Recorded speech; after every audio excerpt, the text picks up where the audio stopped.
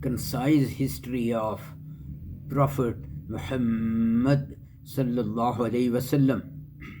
Chapter 6.3a, Immigration of the Prophet sallallahu alaihi wasallam to Madina. Abu Bakr radiallahu anhu had prepared one camel for his journey to Medina, and he asked the Prophet sallallahu alaihi wasallam for the permission to migrate. The Prophet sallallahu alaihi wasallam said to him, "Wait, I hope that Allah will grant us permission soon." Abu Bakr said, "Am I with you?" The Prophet said, "Yes." Hence, Abu Bakr radiallahu anhu prepared 2 camels for 3 or 4 months. I fed them very well. Since most of the Muslims had migrated to Medina, the Quraysh of Makkah feared an attack from them with the help of the warriors of Aus and Khazraj tribes. The leaders of Quraysh held a secret meeting to tackle this alarming situation. It was attended by all leaders except Abu Lahab and Mut'im bin Adi, who had given refuge to the Prophet ﷺ. They saw an old man with white beard at the door of the meeting room. They asked him, "Who are you?" He said, "I am a sheikh from Najd area. I came to know about your meeting and have come to give you my advice." In fact, it was Satan. They welcomed him to this meeting. In the meeting, the first suggestion was that the Prophet should be locked up in a house. The Sheikh said his message will affect the people outside the walls of the house. A second suggestion came that we should expel him from our area and let him do his activities. In this way, at least, we will get rid of him. The Sheikh said his sweet and influential message will gather many followers, and eventually he will attack you with their help. Then Abu Jahl gave the following suggestion: we should choose one young man from each tribe, and they should wait outside the house of the Prophet at night. When he comes out of his house for Tahajjud Salat, they should attack him and kill him. In this way, Banu Munaf will not be able to fight with all the tribes. They will ask for blood money, and we will pay that. That Sheikh said, "This is perfect plan."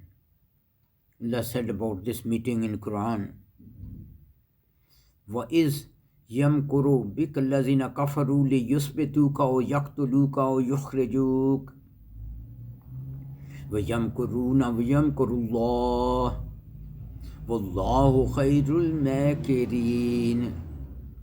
And that time is worth remembering, when the disbelievers were plotting to imprison you, or to kill you, or to expel you from your land. And they were plotting, and Allah was plotting too, to defeat their evil plots. And Allah's strategy is the best. Allah informed the Prophet about this plan of the disbelievers through Jibreel alayhi salam. Rest of this event is described by Ashar Dilana in a great detail as mentioned in Bukhari. Ashar Dilana said, "The Prophet used to come to our house daily in the morning and in the evening. One day we saw that the Prophet ﷺ came to our home at noon with big turban on his head to shield him from the terrible heat of the sun. He knocked at the door and asked for the permission. He came in and asked Abu Bakr to come to make sure. He asked Abu Bakr to make sure that only people from his family are there in the house. Abu Bakr said, they are from your family only, i.e. Ashya, who was married to the Prophet by that time, and Asma radiyallahu anha. The Prophet ﷺ said to Abu Bakr radiyallahu anhu, "Allah has granted us permission to migrate to Medina." Abu Bakr radiyallahu anhu said, Am I with you too? The Prophet ﷺ said, Yes, indeed. Abu Bakr ﷺ narrated, Abu Bakr Siddiq radiallahu anhu started crying. Asher radiallahu anhu says, I learned first time in my life that people can cry with extreme happiness also. Abu Bakr radiallahu anhu had already made arrangements for this journey, which will be described later in this article. The Prophet ﷺ went back home and said to Ali radiallahu anhu, You sleep in my bed covered with my green bed sheet. Nothing will harm you. You should hand over the trust of the people with me to their respective owners and then start your journey for Madina. In this way, Ali radiallahu anhu reached Medina after a few days. Note that even the worst enemies of the Prophet ﷺ used to keep their trusts with the Prophet ﷺ, and he fulfilled their trust. He fulfilled their trust even in the most dangerous situation. When the Prophet ﷺ came out of his house during the night, he passed by the rows of young men of the disbelievers, and he even put some dust on their heads. Allah took away the sight of those young men, and they could not see the Prophet ﷺ. At that time, the Prophet ﷺ was reciting the following verse of Quran, Surah Yasin, verse 9. وَجَعَلْنَا مِن بَيْنِ أَيْدِيهِمْ سَدًّا وَمِنْ خَلْفِهِمْ سَدًّا فَأَغْشَيْنَاهُمْ فَمْ لَا يُبْصِرُونَ.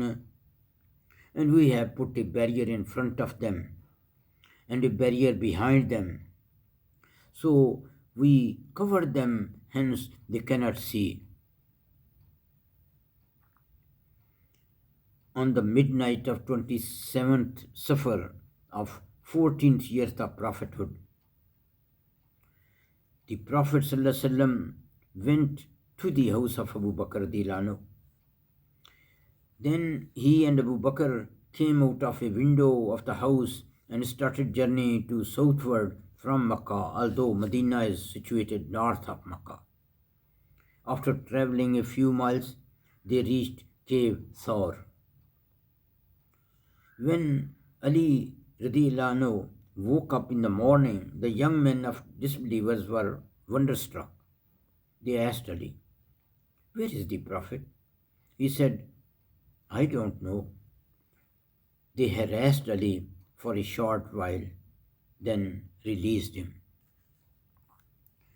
The dumbstruck disbelievers went to Abu Bakr's home and asked Asma radiallahu anha, Where is your father?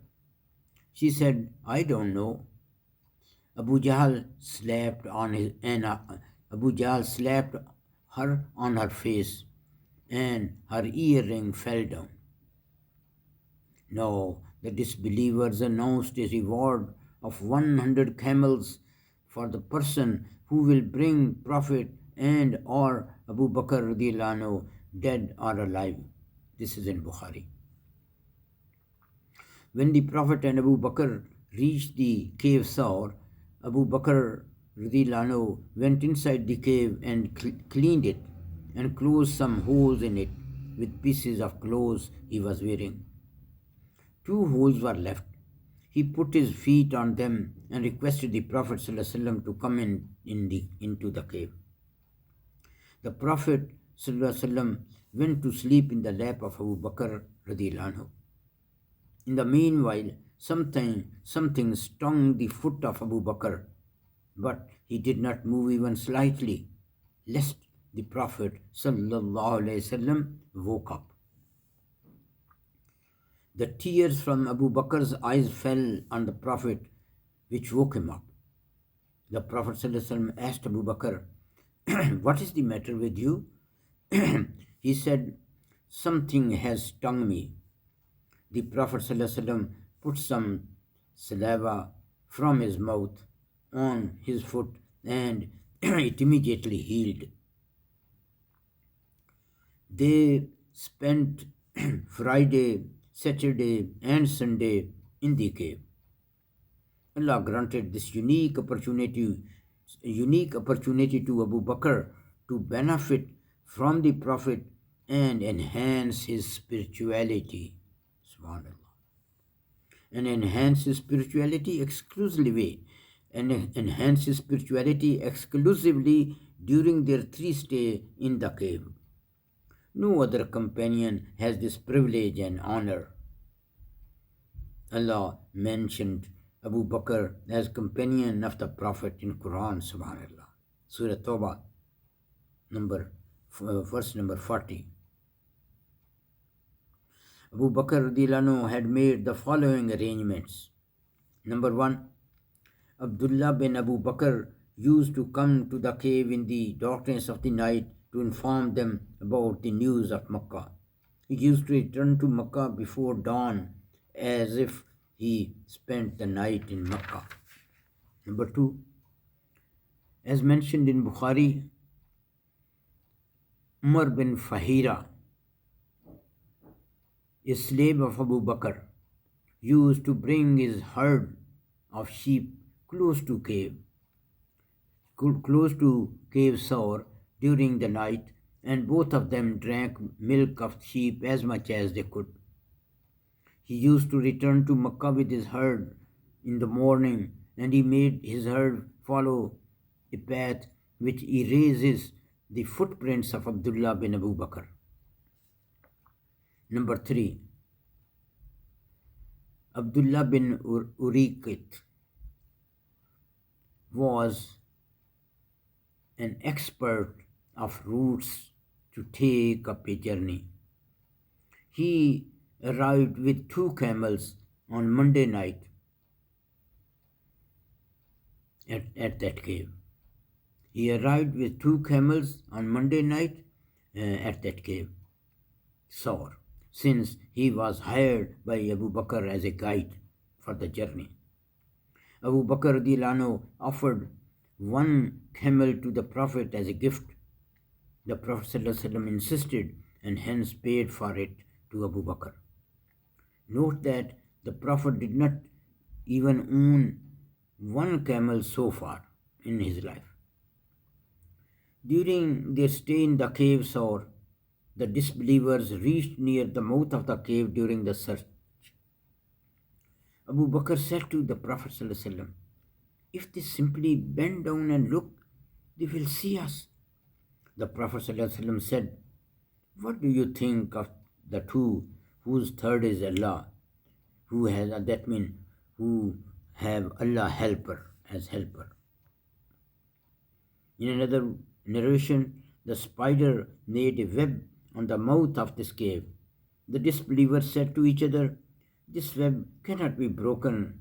This web should be broken if someone entered this cave."